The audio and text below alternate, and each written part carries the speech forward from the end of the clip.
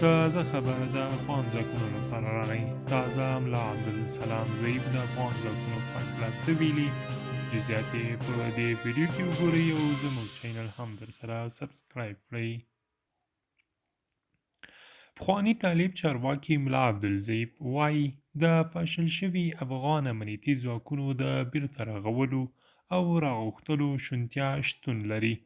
سلام ضعیب زیاتوي د یو هیواد لپاره د ملي امنیتي او دفاعي ځواکونو شتون اړین دی او طالبان ورسره ستونزه نه لري. هغه وویل د پاشل شوي افغان ځواکونو ټول معلومات شته او دا د یو مملکت لپاره ضروري ده چې امنیتي ځواکونه ولري.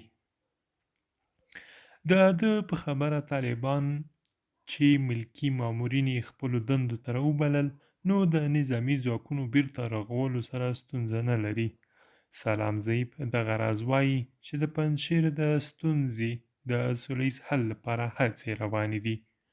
خو ولې بل خوا د احمدشاه مسعود زوی او ځینې نور چارواکي بیا لګیا دي او د روان وضعیت د فشل کېدو لپاره هڅې کوي.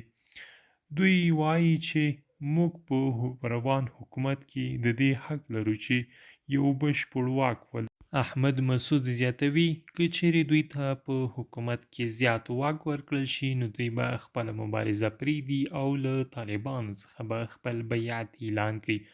بلخوا ځینې سرچینې وایي چې د مسعود زوی احمد مسعود له طالبانو بیعت اخیستی او له طالبانو سره یوځای شوی دی.